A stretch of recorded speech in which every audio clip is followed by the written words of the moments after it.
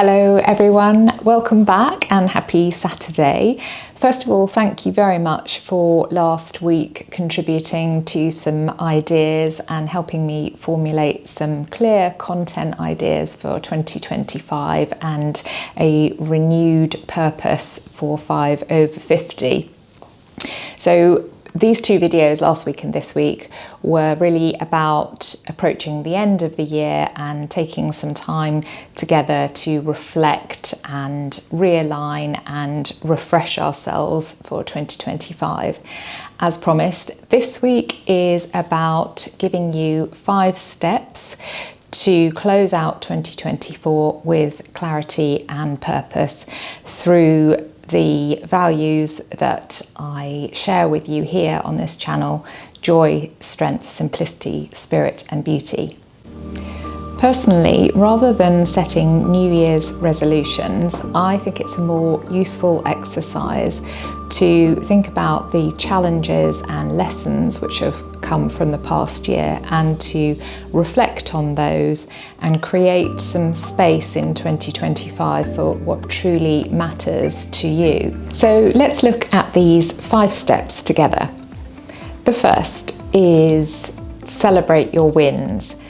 Take the time to write down 3 things that brought you joy this year, and then reflect on how you can create more of those moments in 2025.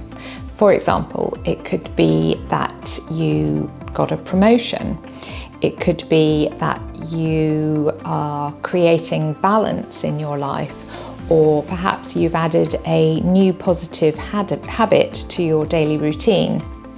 For me, it's building in that quality time with family, friends and special people in my life and carving out that quality time together.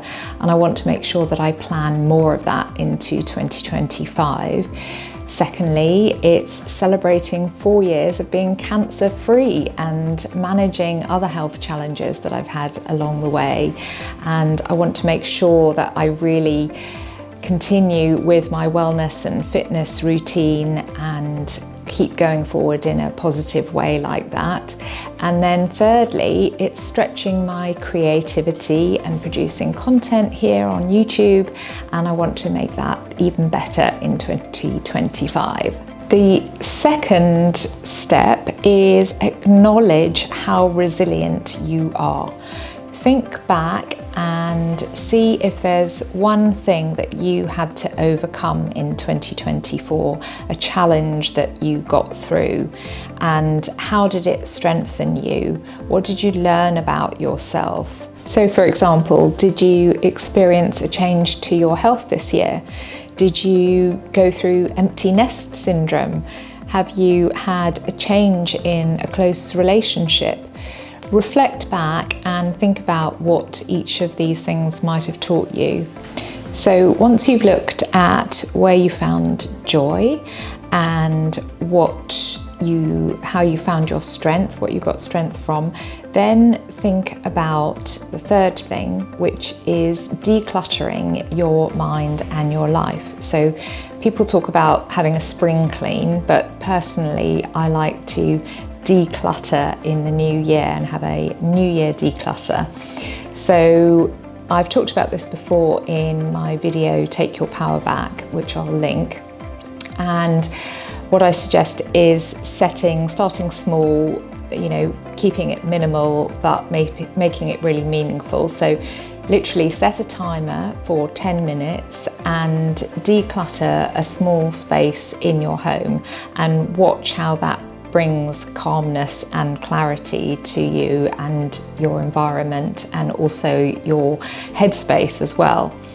And the other thing is that you could sit with your morning coffee and apply this to your schedule as well. So spend some time going through and perhaps cancelling something or moving something later from one busy week into a more quiet week and claw back some time for yourself. The fourth step is to reconnect with yourself. And actually, somebody mentioned in the comments last week about reconnecting, and I will delve into that more in the new year, I promise. But there are two ways you can do this, reconnect with yourself. One is by journaling, and secondly through meditation. So by journaling and actually taking the time to write down how you're feeling or how you want to feel for the day, it really helps focus your mind and helps you identify what lights you up and ignites your spirit and what it is that really matters to you. And then the other way is to meditate, so you can find some time to just sit quietly, perhaps in the morning before you even get out of bed or before you go to sleep. Close your eyes, slow down your breathing.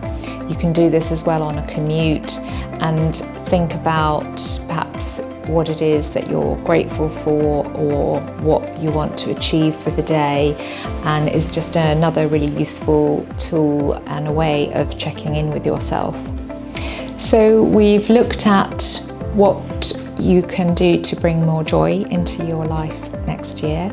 We've looked at how you have overcome a challenge and how that can strengthen you into the new year.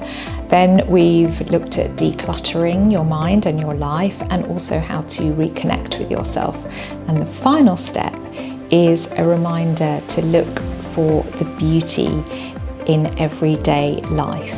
So what is one beautiful thing that's happened each day? Was it simply a sunset? Was it having laughter with a family gathering? Was it a kind word from a stranger? Reflect on something of beauty like that every day. I know that the end of the year can feel busy and overwhelming, and you might feel like you don't have time for this, but spending just a few quiet moments can really create a ripple effect and bring calmness and clarity. So you might want to, for example, go back, rewatch the video, and you could pause on each of the steps: joy, strength, simplicity, spirit and beauty, and just take a bit of time to identify each of those and end the year on a high note and go into 2025 with renewed confidence, which will actually be the theme for next week's video. We will talk about confidence. Let me know in the comments which one of these steps resonated most with you, and if it provided some inspiration, please give the video a like. I wish you a joyful and beautiful holiday season ahead, and I will look forward to seeing you next week for the last video of the year, and we'll talk about 5 ways to help boost confidence. See you then. Bye.